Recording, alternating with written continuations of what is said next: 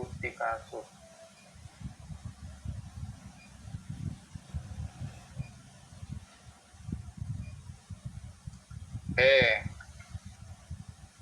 Mau yang susah dulu apa yang mudah dulu? Saya tawarkan kira-kira mau susah dulu apa mudah dulu? Yang mudah dulu, Pak. Oke, yang mudah dulu. Oke.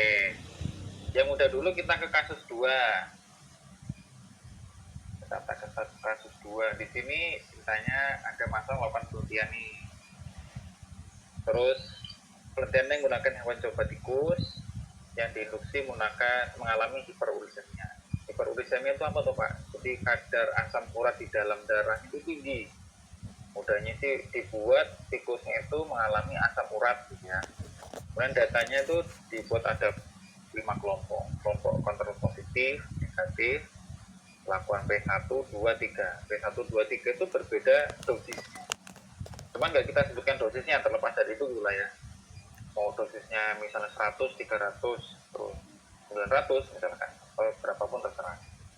Diukur pada waktu yang sama, yakni 10 hari setelah pemberian perlakuan. Jadi setelah dikasih perlakuan, terus 10 hari, ini ceritanya udah tikusnya dibuat mengalami asam urat, atau dibuat hiperursemia. Terus setelah 10 hari, diukur nih semuanya, pakai auto check gitu, pakai auto check gitu ya. Terus dicek kadar asam urat dalam darah, terus dapatlah datanya ini. Jadi datanya cuma tunggal, bukan data yang berulang, data yang berpasangan. Nah, datanya numerik berarti ya. Ada angkanya ini menggambarkan angka yang sesungguhnya, menggambarkan angka kadar asam urat. Sekarang gimana kita mau pikir? Tinggal kita pindahin. Kalau saya sih tinggal pindahin doang ini ya. Saya ke datanya dulu aja lah ya. Saya sambil cara cepat. Ini datanya, masukin ke Movi, masuk ke kolom B. Karena kolom data toh. Dia langsung detek, dia numerik. Nah, yang di sini adalah kelompok kontrol fungsi. Saya kompas. Terus demikian juga yang lainnya. Saya masih bisa di sini. Kalau misalkan laptopnya kompatibelnya Pak, saya pakai koma apa kok di sini ke sebelah kanan nih Pak, sebelah kiri Pak. Oh, berarti komputernya atau laptopnya kompatibel pakai koma.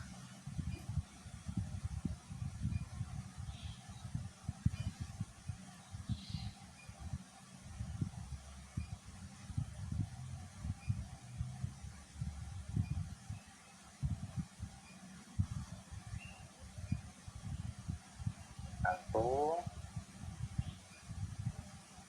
Kalau ini masih bisa ngikuti lah ya. Kemarin udah nanti. Terus saya pindahkan lagi.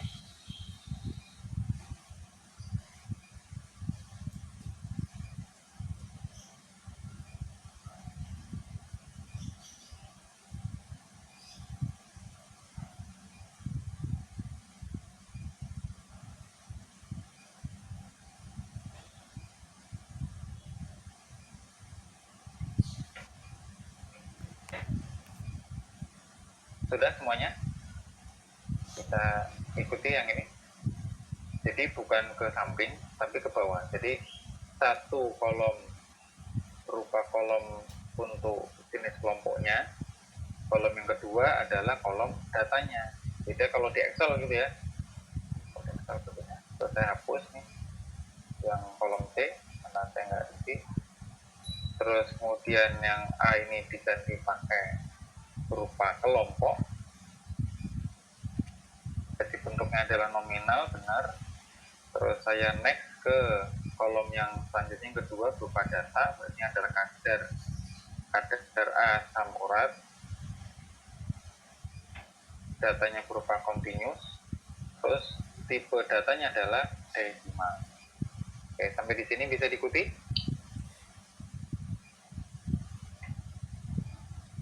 Bisa, teman-teman? Kalau ada ketinggalan, langsung interupsi. Nah, kalau sudah tinggal berarti ini datanya numerik. Terus kemudian kelompoknya nominal lebih dari 2 kelompok. Nanti langsung ke ANOVA. Terus pilih one way ANOVA, analyze, terus ANOVA, terus pilih one way ANOVA.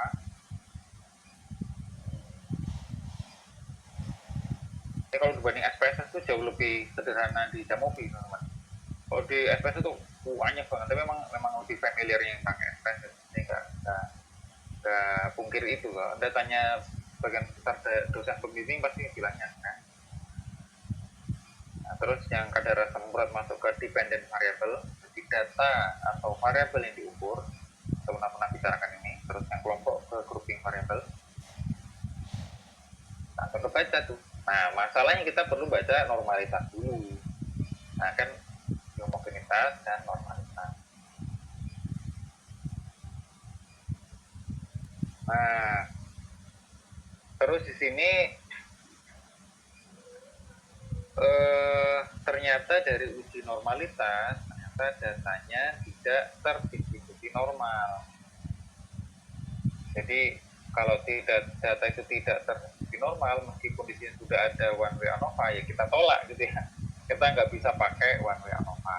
Tapi nggak usah khawatir, tinggal lanjut lagi. Dari sini bisa ada yang tinggalan nggak? Ini nggak bisa kita pakai. Maksudnya karena kita udah tahu uji normalitas, ini kita bisa ambil kanan begini, nanti copy gitu ya, saya siapkan. Kita tinggal deh. Word.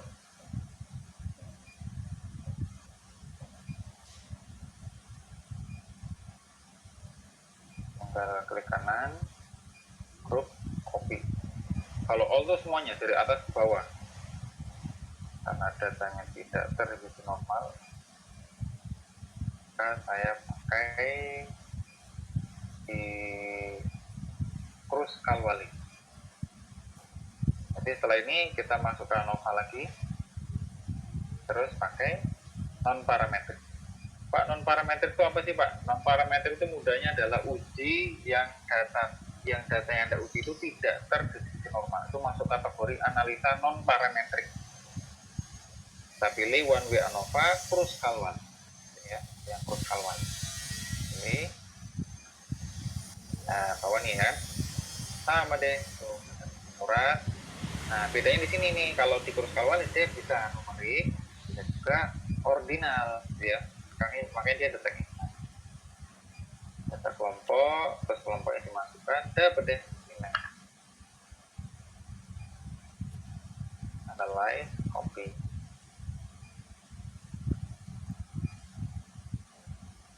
Ya, nanti saya tahunya dari sini. Saya tahu bahwa Anda pakai Kruskal-Wallis ya dari Kruskal-Wallis tanpa parametrik. Ini udah nih, berarti ada perbedaannya signifikan antara 5 kelompok. Tapi kita kan nggak tahu kelompok yang mana ya. Sekarang kita analisa datanya dulu. Ada ketinggalan nggak? Ada yang tinggal langsung teriak ya. Pak, ketinggalan Pak, gitu ya. Nah, sekarang saya akan buat nih dari data ini, biar datanya bisa divisualisasi dengan baik. Maka saya buat di sini ada rata-rata. Terus sama pakai standar deviasi. Nah, Pak, kan ada kita udah belajar pemusatan dan sebaran data. Berarti kalau demikian gimana kalau rata-rata? Ya tinggal sama dengan average dari data yang sudah ada. Enter. Dan average dari data yang ada, terus ya. Yang standar deviasi juga sama, berarti SPDEV yang X, SPDEV X dari data ada 7. Nah, panjangan ya udah kecil.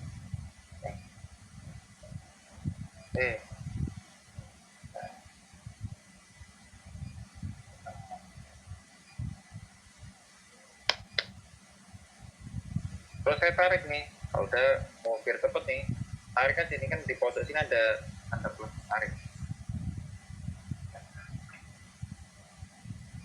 Rata-rata, terus ini yang standar.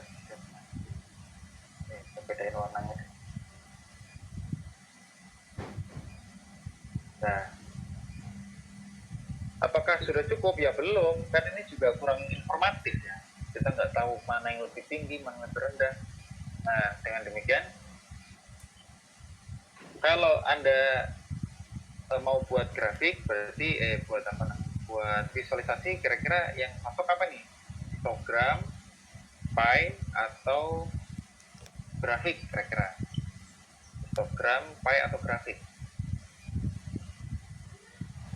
Kalau datanya banyak gini nggak mungkin tabel ya. Jadi kalau datanya misalnya cuma 3 atau 2, oke lah itu ya, mas boleh. Nah, tapi kalau datanya ruwet banyak gini, masukin tabel, masukin lampiran. Tabel itu masuk lampiran. Kalau misalnya deskripsi, masukin di lampiran, jangan di hasil data dan hasil. Nah kalau udah berarti tinggal Anda blok.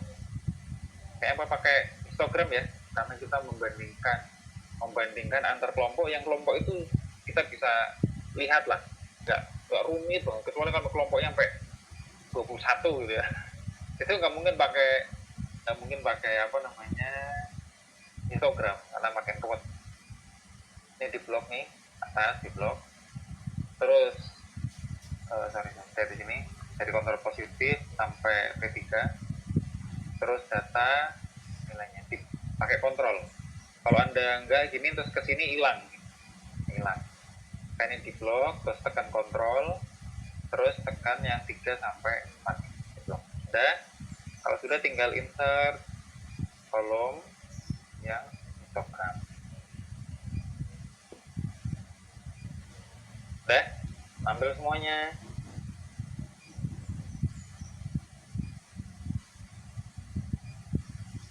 Belum.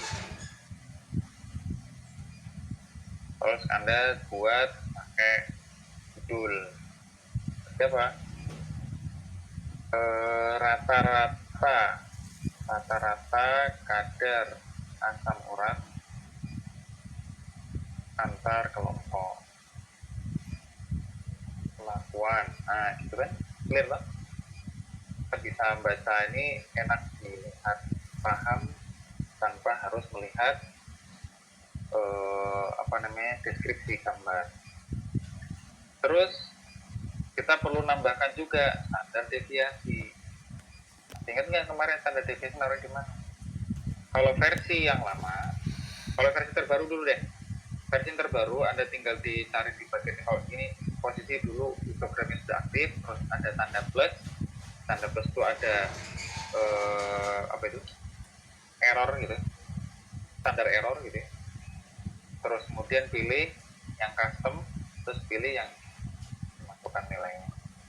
Kalau versi lama, tinggal ke layout, error bar, sama ya, terus more error, terus habis itu pilih custom, terus specify value, terus yang satu juga sama.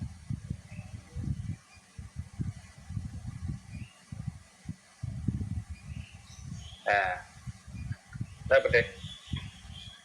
Ada yang tinggalan?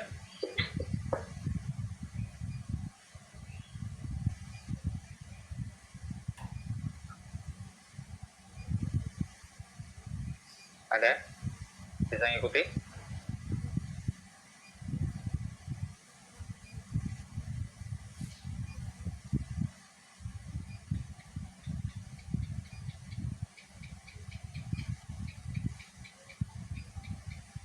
Yang lain bisa ngikuti nggak?